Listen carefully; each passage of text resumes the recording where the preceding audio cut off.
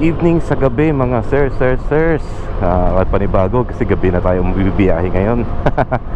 Welcome na naman pala sa isa pang episode ng Kwentong Berto. Sa gabi naman, sa gabi ng lagim. Oops, huwag muna tayo kumanan dito at maraming kotse.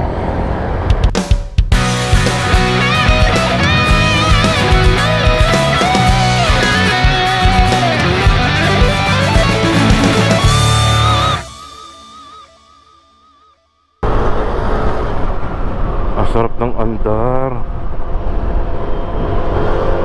Masarap talaga pag bagong linis ng CVT, no? Yung day off ko ng weekend, nagpalinis ako ng CVT. Pumunta ako sa RevZone PH. So dum po ako nagpalinis ng CVT.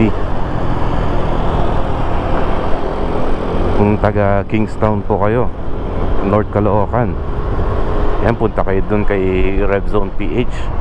Hanapin nyo si Boss Vince. Ang pagkakatiwalaan mo yung mga tao doon, alam mo hindi ka lolokohin. Kompleto naman sila sa gamit. Doon ako lagi nagpapagawa ng motor ko. Change oil, mga gear oil. Nagpapalit na nga ako ng gear set doon. Post ko yung link ng Facebook page nila sa description. So sa mga taga North Caloocan, Bagumbong, ayan mga sirs, RevZone PH. Singit ako ng singit dito.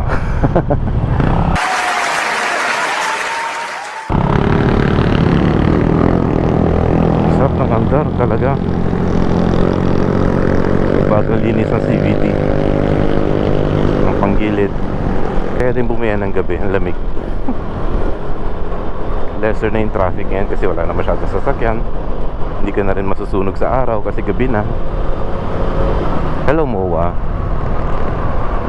Tsaka bukod sa paglinis ng CVT, nag-upgrade na rin ako ng flyball. Pinapalitan ko ng mas magaang na flyball. Ang ingay ng motor nila.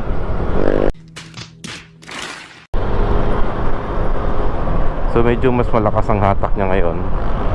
Pero di ko gagamitin ngayon yan kasi hindi naman ako kumakarera, hindi naman ako late sa trabaho. Kaya nagpa-upgrade ng flyball kasi gusto ko medyo bumilis ng konting andar ng motor ko.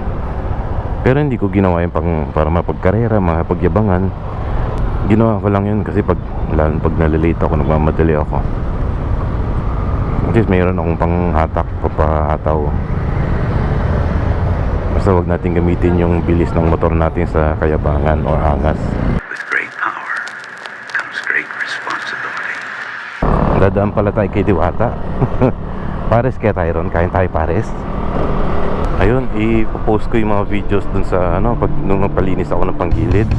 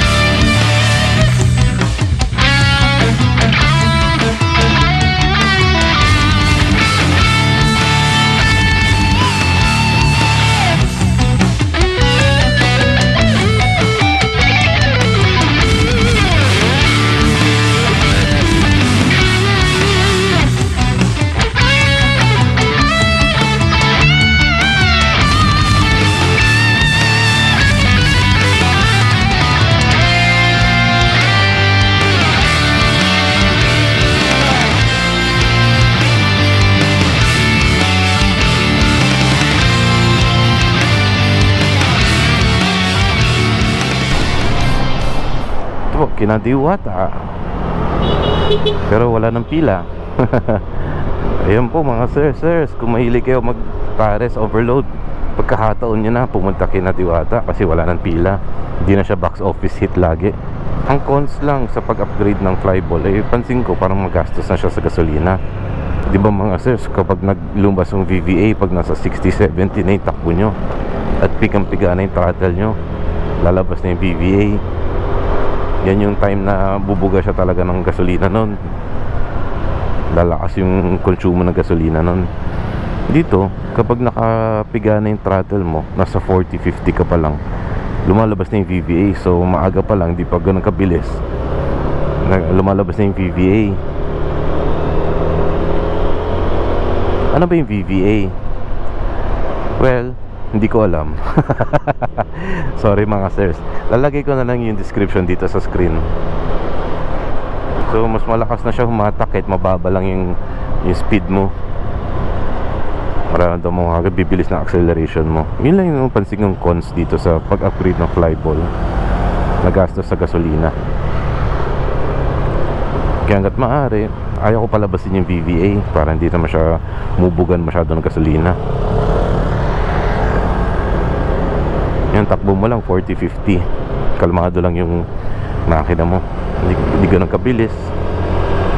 Safety pa yung speed limit mo. Meron akong dadaanan sa Espanya, spa. Pero hindi ko magpapamassage. May kukunin lang ako doon.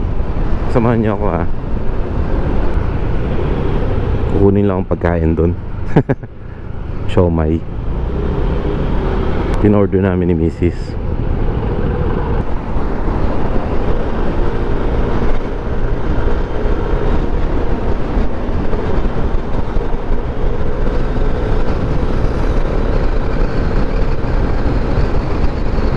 Ganda ng kalsada sa Ross Boulevard.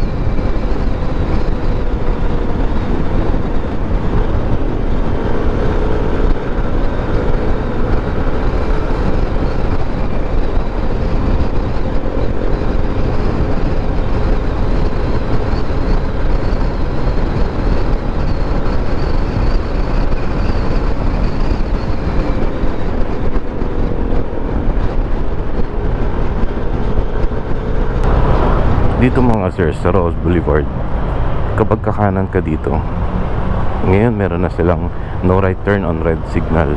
Dati wala yan eh. So mga sir, ingat po kayo dyan. Basta nakita nyo green ng light, pwede kayo kumanan. Pero pag red, huwag nyo nang pilitin. May mga enforcers nakaabang dyan lagi. Tsaka nakalagay naman dun na no right turn on red signal eh. So pag binusinahan kayo ng mga kotse sa likod, deadmine nyo na lang. May bawal kumanan eh. Basta maging aware lang kayo. Pag nakalagay na no right turn on red signal, sundin nyo yun. Yan yung panglaban talaga ng mga enforcer na para hulihin ka. Ayan, may enforcer na lalabas. Pwede na daw kumanan. Siguro mga to hinuli itong mga to kasi nag-go sila kahit naka-red.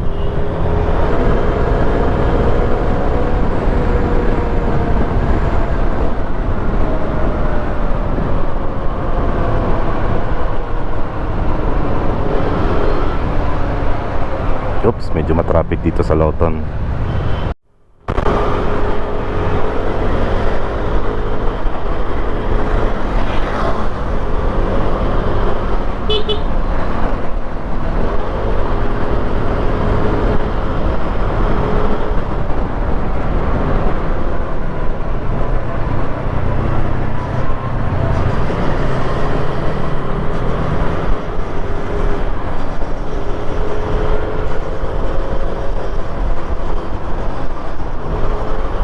Quiapo Church.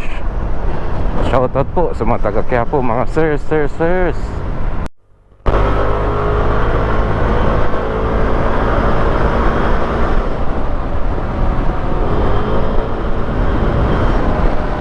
Ang luwag ng kalsada ngayon, nakakapagtaka.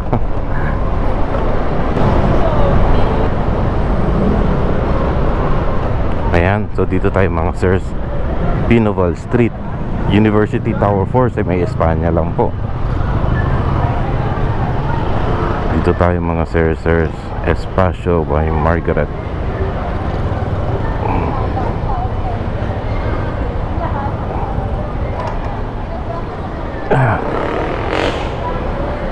Diyan po kami nagpapaspa ng misis ko.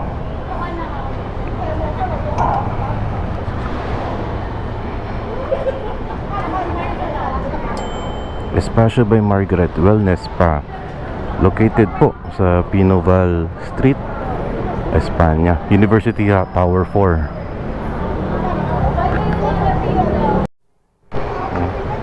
Ako na yung pabili ni Mrs. Kailangan humingi lang ako ng plastic. Ayun.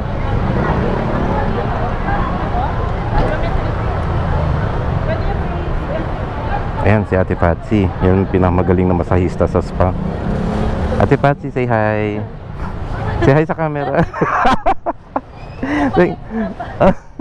Sige, thank you.